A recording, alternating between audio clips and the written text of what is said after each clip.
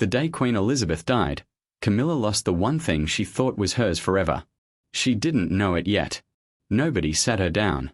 There was no letter, no raised voice. But on the 8th of September 2022, the ground beneath her favorite garden quietly changed hands. And the man it changed hands to was the last person on earth who would ever forgive her. His name is William. He was 15 years old when he walked behind his mother's coffin. And the estate he now controls includes the country house Camilla has treated as her future for 40 years. There is a gate at Highgrove. Behind it sits a garden she has tended for decades. Hold that image. Because by the end of this, you will understand exactly why that garden was never going to save her.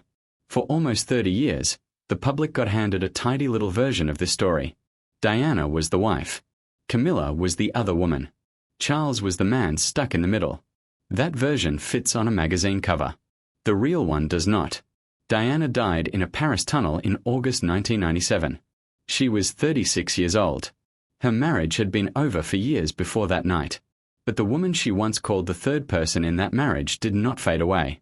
She stayed. She married Charles in 2005. And 20 years later, she walked into Westminster Abbey wearing the late Queen's favourite tiara. That coronation in May 2023 was meant to be the final word. Camilla had won. But some people in that family never moved on. And the quietest one of them had been keeping count for a very long time. Here is the part the institution would rather you skimmed past. In 1995, Diana sat down on national television and told the whole country there were 3 people in her marriage. She named the woman. She named the wound. And those words are the reason this story still has weight 3 decades later. Camilla was never just a girlfriend who came along late. Her voice was on the tapes that surfaced in 1993. The country heard the recording. Diana heard the recording. And while that humiliation rolled across every front page in Britain, Diana was raising 2 boys old enough to read those headlines at the breakfast table. The older boy understood every word. And what is not in doubt is who that boy grew up to be. He is now 43 years old. And he has spent almost 3 decades simply waiting. If you watched that funeral in September 1997, you remember it. 2 boys walking behind a coffin draped in the royal standard. The streets of London silent except for the sound of hooves on stone. The older one, 15, hands loose at his sides, face giving nothing away. William has never described what that walk felt like. No documentary, no memoir. But what he reportedly said to one close friend was that the hardest part was not the coffin at all. The hardest part was knowing the woman who had hurt his mother most was still alive, still close to his father, still on her way to taking his mother's place. And that same 15-year-old boy now runs the most valuable royal estate in Britain. What he runs it on is a document older than the United States. This is where it stops being old family heartbreak and becomes something colder and far more practical. The Duchy of Cornwall is not some sentimental keepsake. It is a working estate created in the year 1337. Nearly 700 years old. It owns farmland across 11 counties, commercial property in the heart of London, tenant farms, holiday cottages, even the Isles of Scilly. And the charter that created it does one thing automatically. It hands the entire estate to the monarch's eldest son the moment that son becomes heir. No will, no signature, no choice in the matter. So when Queen Elizabeth died, the duchy did not pass to Camilla. It did not stay with Charles. It went straight to William, including a Georgian house near Tetbury that the duchy bought back in 1980. A house called Highgrove. But here is the detail almost nobody stops to read. Highgrove was never Charles's to own. The duchy bought it. Charles was only ever the tenant. She married the husband. She wore the tiara. She never owned the ground. For 40 years, Camilla treated that house and that garden as the soft landing waiting at the end of everything. The place she would retreat to. The one address that would always be hers. She has spoken more than once about gardening being the best therapy there is. The trouble is, the garden she was picturing sits on land that legally belongs to the son of the woman she wronged. She spent 40 years tending a garden that was never going to be hers. And that is not the only quiet change. When the duchy moved to William, the financial records moved with it. Camilla's younger sister, who had worked across duchy properties for close to 20 years, simply stopped appearing in the accounts. No statement, no row. Just a name that was there 1 year and gone the next. The replacements were William's own people. Loyal to him and only him. The message did not need a translator. Now hold on. Because to understand why William moves like this, you have to understand who he called first. And it is the one person in that family even Camilla underestimated. Long before Camilla married Charles, there was a year in the early 1970s when the man Camilla eventually married was reportedly seeing Princess Anne.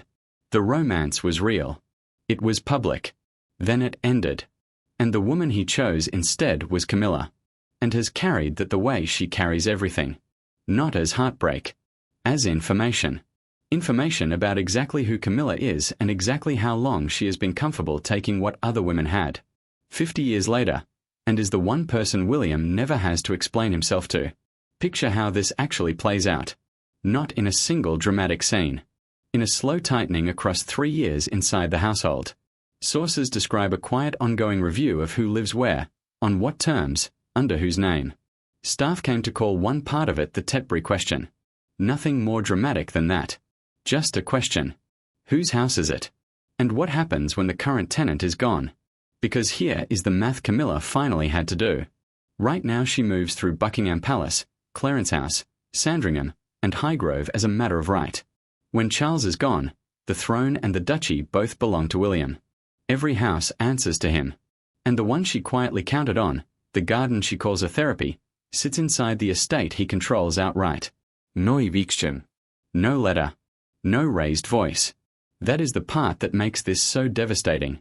There is nothing to fight. You cannot sue a charter from 1337. You cannot demand a meeting about a lease nobody has threatened to break. All William has to do is wait. The same way he has waited for everything else. And one day, when the moment comes, a lease simply does not get renewed. It was just past 4 in the afternoon on an ordinary day when the household reportedly logged a routine note against that Gloucestershire property. One line. A standard tenancy review. To anyone reading it cold, it meant nothing. To the one person who understood what land it sat on, it was the quietest sentence in the building. The garden gate. The borrowed ground. A single line in a ledger. That is how power moves in this family now. Not with a slammed door. With a date. According to one account going around among palace staff, a senior figure asked whether all of this was a little hard on Camilla, and reportedly answered in 5 words. She was always a guest. Whether those exact words were spoken, the meaning lands the same way, and is not softening anything. She is doing the opposite. And in this family, when Anne stops protecting someone, the whole room understands the signal at once. Sources describe Camilla's private reaction as the look of someone watching her own future quietly rearranged in front of her. She has reportedly asked aides why certain invitations stopped. The answers come back procedural, polite, and final. There is no fight because no one has openly moved against her. There is only a pattern she can see and cannot point at. And Charles knows. He understands what his sister is doing. He understands what his son is doing. He was diagnosed with cancer in February 2024 and has held his duties together with real discipline since. But discipline is not energy. Fighting a war on 2 fronts for Camilla would cost more than he has left. So he does the one thing that finishes it. He does nothing. And here is the twist almost no one sees coming. Everyone keeps waiting for William to make his move. The dramatic decree. The cold sentence. But William never has to make a move at all.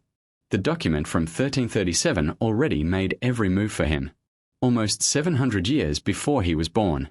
The strongest blow in this whole story is the one nobody ever had to strike. Diana never lived to see what this monarchy could become. She got a Paris tunnel. 2 boys without a mother. A family that barely lowered its flag. But something is happening behind those palace walls she never lived to see.